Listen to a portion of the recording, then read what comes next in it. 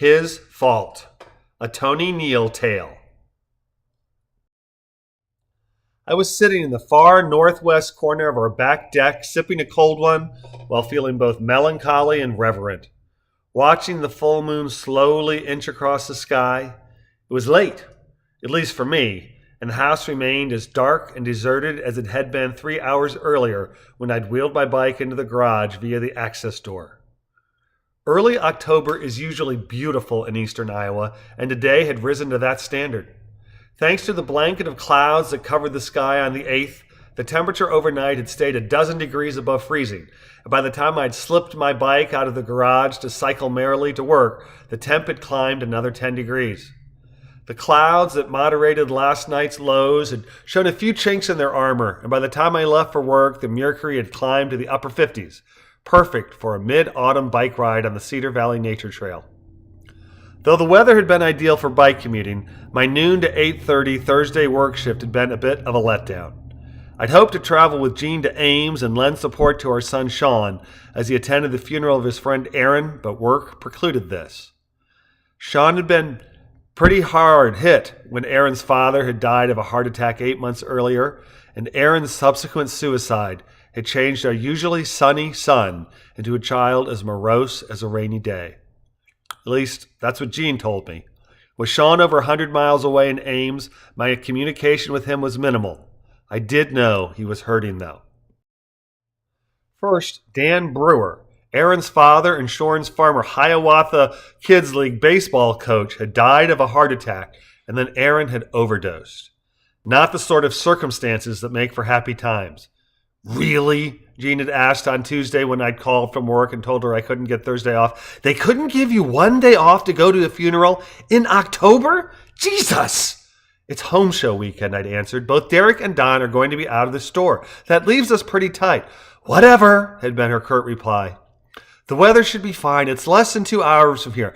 Jean had exhaled sharply.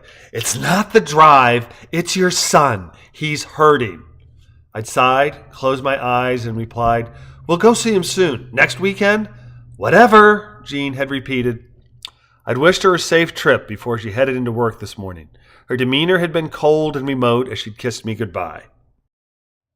My bike ride to work had been pleasant, but my ride home had been exquisite.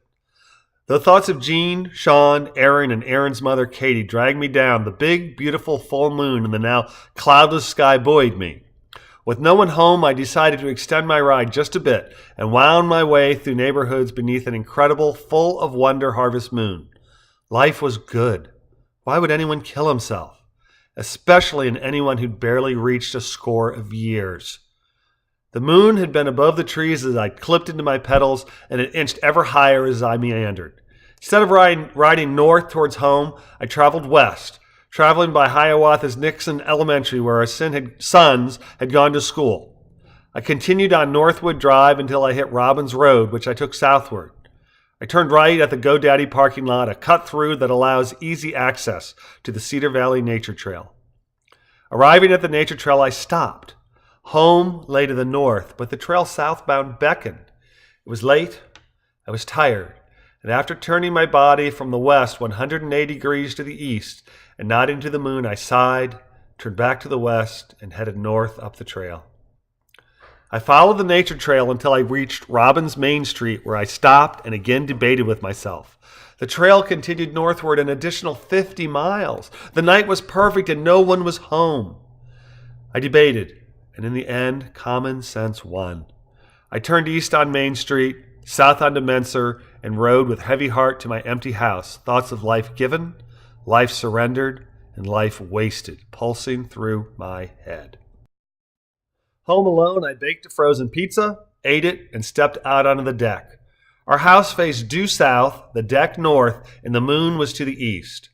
Pulling a patio chair to the far northwest corner of the deck, I could just glimpse the moon as it rounded the corner of our roof.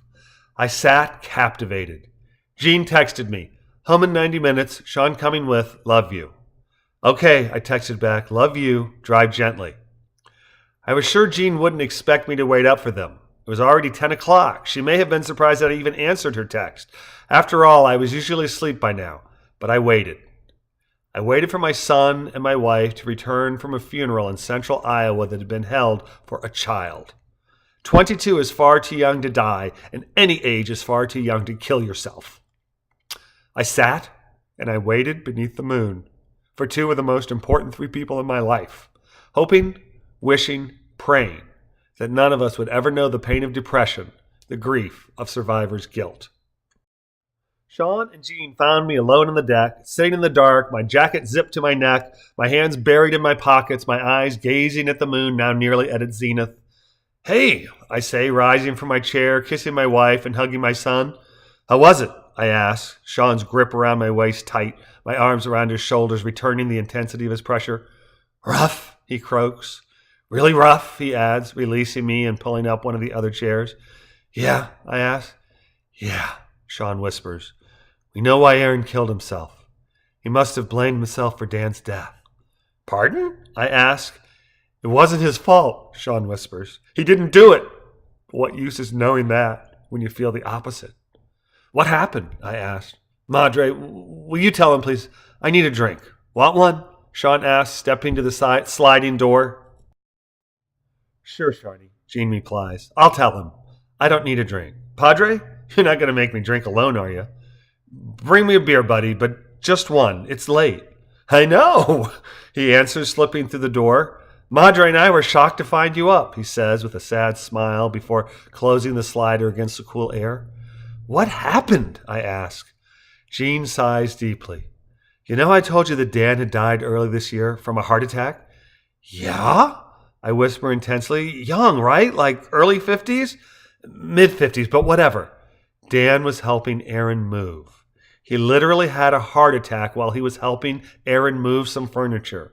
Aaron knew CPR. Jesus, we taught Aaron CPR in Scouts, but it didn't help. Dan died while Aaron performed CPR on him. Paramedics couldn't revive him either. "Jesus Christ," I whisper. "We told them that happens." I start to say, but then I stop. Tears and emotions making words impossible. I inhale. I collect myself. "We always told the kids that CPR doesn't usually work." "Oh my God, the poor kid." Sean returns with a doubles glass in one hand and a beer bottle in the other. "Here," he says, handing me the beer. "You tell him?" he asked Jean. She told me how Dan died. Wow, that's got to be rough. The guilt, the completely unreasoned guilt. Just, wow. Poor kid. It was rough, Sean replied, taking a big drink of whiskey. "I'd see Aaron after Dan died, and he'd seem okay, and then he'd just lose it. Tears, anger, just raw emotions without any warning. He was seeing a therapist, but I guess it wasn't enough. It wasn't his fault." "No, it wasn't. But that doesn't always matter," I answer. "I just wish I could have done more for him, you know," Sean asks. "Been there for him?" "You didn't know, honey," Jean replies. "You couldn't know." "No? Maybe. I just can't help feeling like I could have saved him." "Don't, buddy," I answer. "Don't do the same thing Aaron did. Don't blame yourself for something you didn't do." "I know," Sean replies with a heavy sigh. "At least my head knows. But my heart doesn't. My soul doesn't." Survivor's guilt can be overwhelming. Despite months of therapy, Aaron had succumbed. He had followed his father, Dan, to the great beyond. A father's death can torment the soul. I knew that, having lost my father early that year. But what about unreasoned guilt? What torment then? We sit, the three of us, each, I'm certain, thinking about unreasoned guilt and the pain of surviving.